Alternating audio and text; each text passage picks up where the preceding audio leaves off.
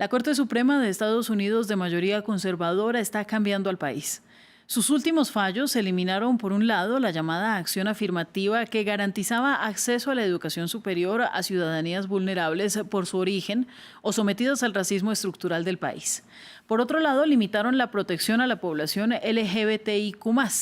Esto apenas un año después de anular el fallo Roe v. Wade que protegía el aborto en todo el territorio. Para conversar sobre este tema vamos a conectar con Daisy Báez, quien es analista y estratega demócrata. Además, es ex representante estatal de la Florida por el Partido Demócrata. Daisy, bienvenida a Directo América. Muchas gracias, buenos días y un placer estar aquí con ustedes hoy. Igualmente, Daisy, para los grupos defensores de derechos humanos, este fallo contra la acción afirmativa en las universidades vuelve a imponer dificultades adicionales a jóvenes que ya enfrentan todo tipo de vulnerabilidades por su origen o por su color de piel. ¿Usted qué consecuencia ve en esta decisión? Muchísimas. De hecho, hemos mirado hacia atrás y examinado algunas de las iniciativas relacionadas con este tipo de ideas. Por ejemplo, en el caso de California y otros 9 estados que ya han pasado reglas donde no se permite usar la cuota, digamos, de la raza en la determinación del acceso a diferentes universidades y programas educativos. Y lo que hemos visto es muy claro. Cuando estos programas no existen, baja excesivamente, inmediatamente, el número de personas admitidas a estos programas que son de raza negra o latina o grupos minoritarios. Pero déjame decirte que yo me siento un poquito, ¿cómo diría? No calmada, pero hemos visto que rápidamente el Departamento de Educación y el presidente han determinado que hay opciones administrativas que se pueden usar o que se podrían usar para tratar de nivelar el campo. Lo que sabemos es que un estudiante, por ejemplo, de raza blanca, de una familia holgada, que ha tenido acceso, por ejemplo, a tutores y buena educación, no está al mismo nivel que un estudiante de un área pobre, donde no ha tenido acceso al mismo tipo de educación. Entonces, cuando esas dos personas están aplicando para acceso a una universidad, no es lo mismo.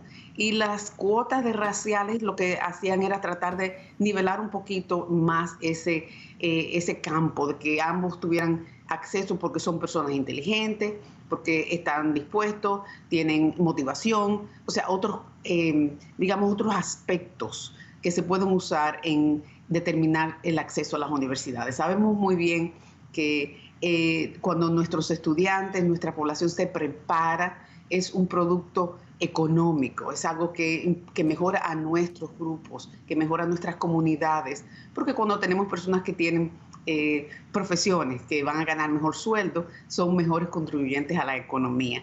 Así que algo mixto aquí en este caso en particular. Vamos a recordarle a las personas que nos están viendo que la Corte Suprema está compuesta de 9 jueces, de los cuales hoy en día solo 3 se consideran liberales.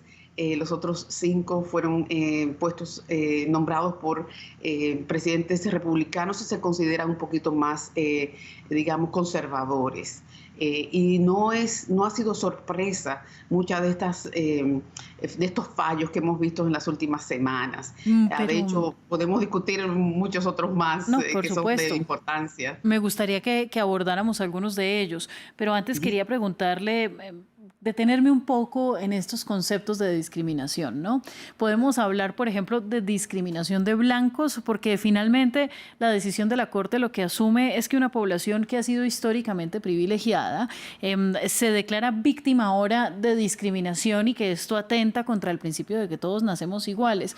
Y ciertamente es que no todos nacemos iguales. Ese es el problema aquí en el asunto. No podemos comparar que un estudiante caucásico y con oportunidades y privilegio se sienta discriminado frente a una cuota para ampliar el acceso a otros grupos?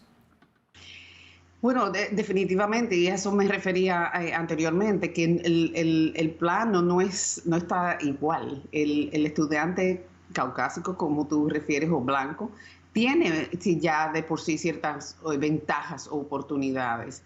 Esta es una nación donde damos oportunidades a todo el mundo. estas personas todavía tienen acceso a todos estos centros educacionales, tienen acceso a todo lo mejor y no es, ¿cómo te puedo decir? No se le está discriminando de ninguna manera. Si tienen la educación, si tienen la preparación, si tienen el porcentaje, la motivación, todavía pueden entrar a los programas que quisieran, pero los grupos minoritarios no tienen esas ventajas. Y lo que estamos viendo es que esta decisión dice que no se debe considerar la raza porque todos somos iguales, deberíamos ser considerados igualmente, pero esa no es la realidad, eso no es lo que realmente pasa.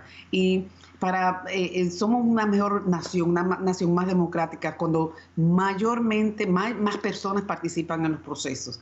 Y por eso es que necesitamos que más personas de grupos minoritarios, más personas de grupos de diferentes razas participen en la economía. Bueno, ¿usted qué opina que va a pasar, por ejemplo, con las admisiones por herencia, que son también muy tradicionales en las universidades, especialmente en las grandes universidades de Estados Unidos? ¿Esto se revisará? ¿Podría dar cabida para que se abran discusiones en ese sentido? Bueno, la discusión se está viendo, porque estamos viendo ya de personas decir, pero ven acá, no podemos considerar la raza, pero sí podemos considerar que tu papi le dio $2 millones a esta escuela, tú sabes, hace unos años y por eso, o tu papá, tu abuelo y tu bisabuelo fueron a esa escuela y por eso te da derecho a ti a entrar a esa universidad. Esas son muy buenas preguntas y preguntas que se van a estar debatiendo próximamente.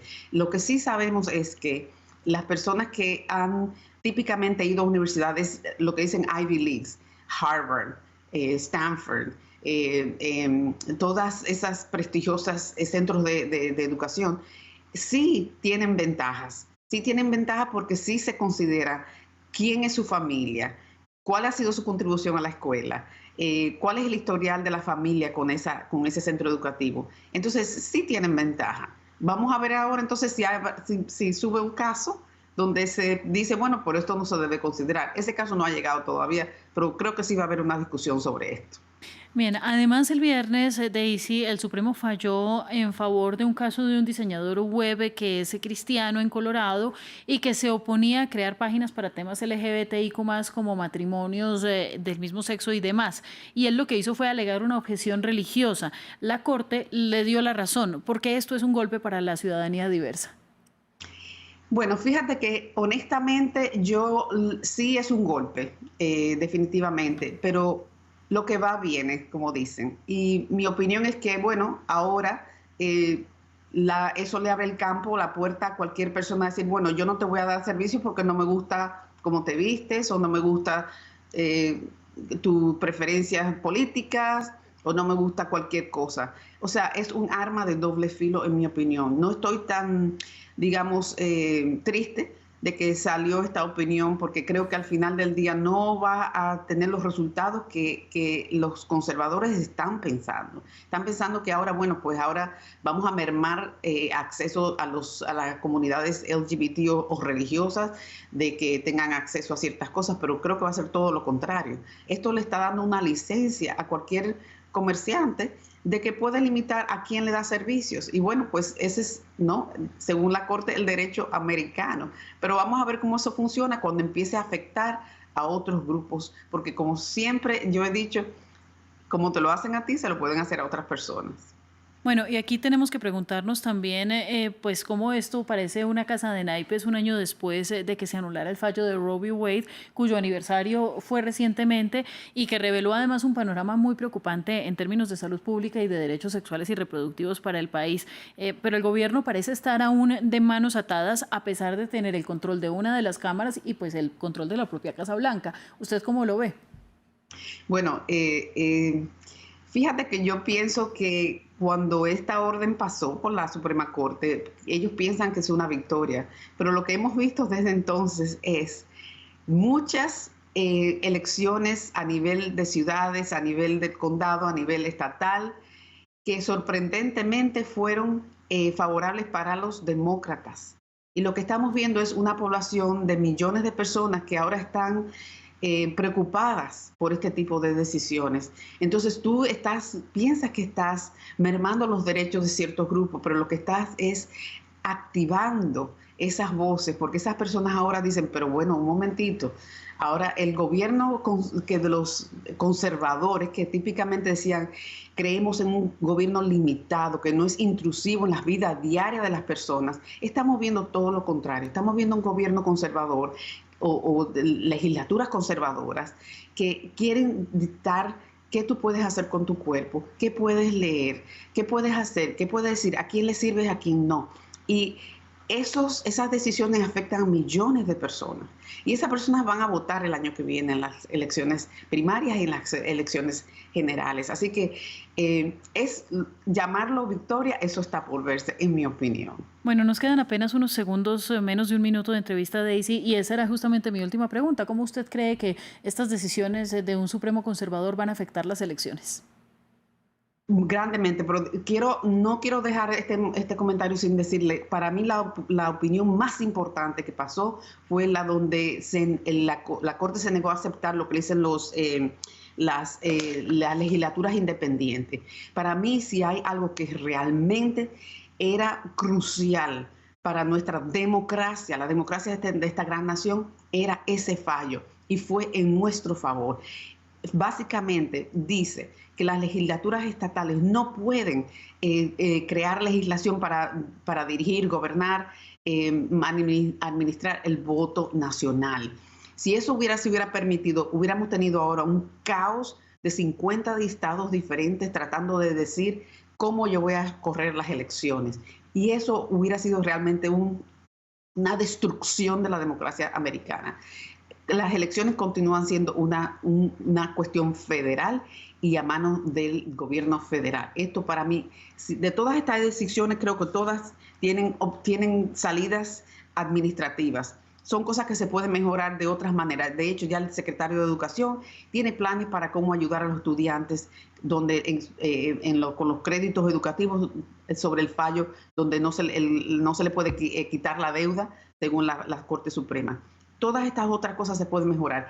Esa del voto, del manejo de las elecciones, no se hubiera podido mejorar. Así que yo, en general, estoy relativamente contenta de cómo ha terminado esta sección de la Corte Suprema. Pues Daisy, le agradezco, ya nos quedamos sin tiempo. Ella es analista y estratega demócrata, además ex representante estatal de la Florida por el Partido Demócrata. Muchas gracias a usted. Siempre a la orden. A nuestros televidentes, sigan con nosotros. Pausa, pero ya volvemos con más de Directo América.